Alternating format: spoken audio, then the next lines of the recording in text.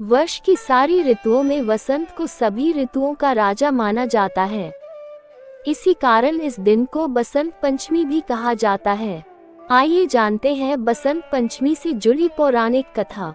हर साल माघ माह के शुक्ल पक्ष की पंचमी को बसंत पंचमी मनाई जाती है।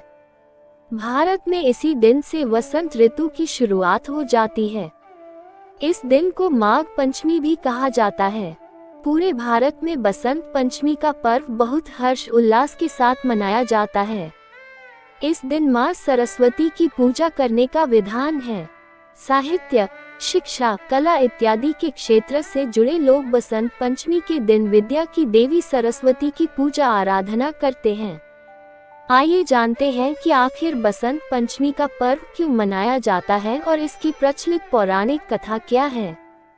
मान्यता है कि सृष्टि के रचयिता भगवान ब्रह्मा के मुख से वसंत पंचमी के दिन ही ज्ञान और विद्या की देवी मां सरस्वती का प्राकट्य हुआ था।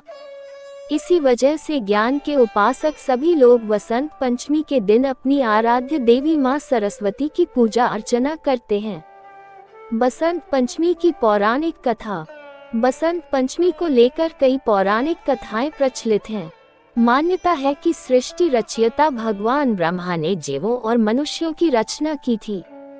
उन्होंने इस बात का ध्यान रखा कि वातावरण बिल्कुल शांत हो और इसमें किसी की वाणी ना हो। ये सब करने के बाद भी ब्रह्मा जी संतुष्ट नहीं थे। सृष्टि की रचना के बाद से ही उन्हें सृष्टि सुनसान और निर्जन नजर आने लगी। तब ब्रह्मा जी ने भगवान विष्णु जी से अनुमति लेकर अपने कमंडल से पृथ्वी पर जल छिड़का। कमंडल से धरती पर गिरने वाले जल से पृथ्वी पर कंपन हुए और एक अद्भुत शक्ति के रूप में चतुर्भुजी 4 भुजाओं वाली सुंदर स्त्री प्रकट हुई।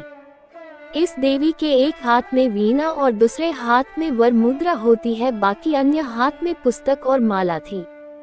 ब्रह्मा जी उस स्त्री से वीणा बजाने का अनुरोध किया। देवी के वीणा बजाने से संसार के सभी जीव जंतुओं को वाणी प्राप्त हुई।